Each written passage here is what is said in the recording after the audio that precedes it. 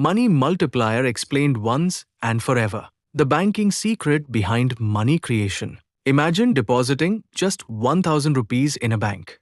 As the money moves through the banking system, that single deposit helps create nearly 10,000 rupees across the banking system without printing a single extra rupee. Sounds impossible, but that's exactly how the money multiplier works. In the next few minutes, you'll understand this banking secret so clearly that you'll never forget it. First, let's see the process. Once it's clear, the formula becomes obvious. Step 1. The first deposit. Imagine Rahul deposits 1000 rupees in a bank. Now the banking system has total deposits is equal to 1000 rupees. Nothing special yet. Step 2. The bank lends. Suppose the Reserve Bank requires banks to keep 10% as reserve. So the bank keeps 100 rupees as reserve, lends 900 rupees. Notice something important. Rahul's bank account still shows 1000 rupees. The bank lends 900 rupees to the borrower while keeping the required reserve. No new currency notes are printed. The borrower spends the 900 rupees, and when the receiver deposits it into a bank, it becomes a new bank deposit. Step 3. Where does the 900 rupee go? The borrower spends the 900 rupee to buy a mobile phone. The shop owner receives 900 rupees. Instead of keeping the cash, the shop owner deposits it into another bank. Now the banking system has Rahul's deposit is equal to 1000 rupees. Shop owner's deposit is equal to 900 rupees. Total deposits is equal to 1900 rupees. This is the first multiplication. Step 4. The process repeats. The second bank also keeps 10% as reserve. It lends 810 rupees. The borrower spends 810 rupees. The seller deposits 810 rupees into another bank. Now total deposits become 1000 rupees plus 900 rupees plus 810 rupees is equal to 2710 rupees. The same cycle continues. Deposit, loan, spending, new deposit. Each new deposit supports another loan. The core idea. Students often ask, how did 900 rupees become a deposit? Because the borrower spent the 900 rupees. The person who received it deposited it into a bank. Every loan becomes someone else's deposit. This single sentence explains the entire money multiplier. Why doesn't it continue forever? Every bank keeps part of each deposit as reserve. So each new loan is smaller. 900 rupees, 810 rupees, 729 rupees, 656 rupees. Eventually, the amounts become very small, and the process naturally stops. Notice something important. We're not adding loans like 900 rupees plus 810 rupees plus 729 rupees. We are adding deposits because every loan eventually becomes someone else's deposit. Deposits are what banks use to make the next loan. That's why the money multiplier measures the expansion of bank deposits and credit, not the repeated counting of loans. This is exactly where most students get confused. First question, why another bank? Can it be the same bank? Yes, it can be the same bank or a different bank.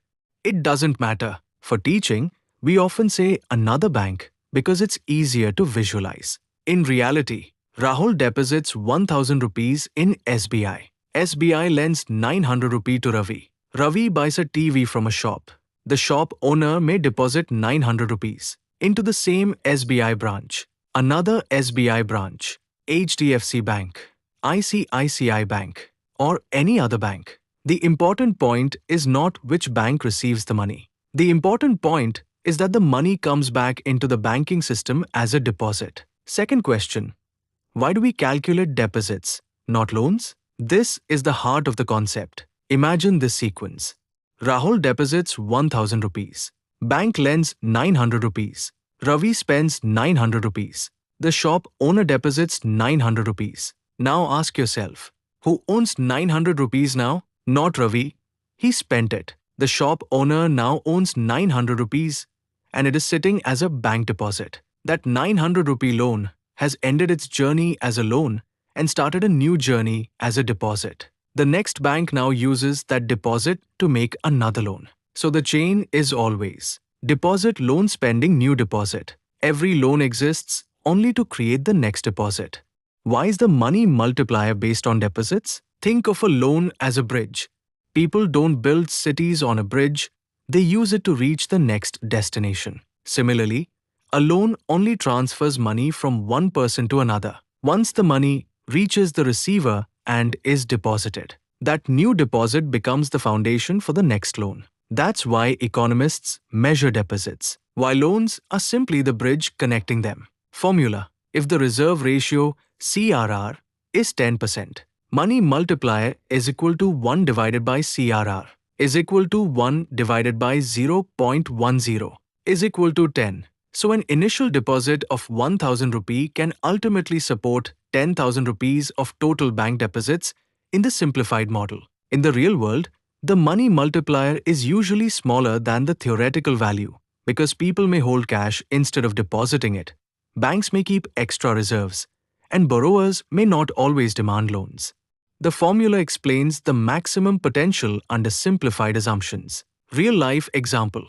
A farmer deposits 1 lakh rupees after the bank lends most of it to a manufacturer. The manufacturer pays a supplier. The supplier deposits the money. That bank lends again. The cycle continues, expanding credit and bank deposits throughout the economy. The one-line memory trick. Money is not multiplied because banks print money. Money is multiplied because every loan is spent, and every payment received becomes a new bank deposit. Final flow. Deposit, reserve, loan, spend, new deposit, new loan, repeat. Conclusion. The money multiplier doesn't create new physical cash. It expands bank deposits and credit through lending and redepositing. One deposit becomes many deposits, not because money is printed, but because it keeps circulating through the banking system. And that's the real meaning of the money multiplier.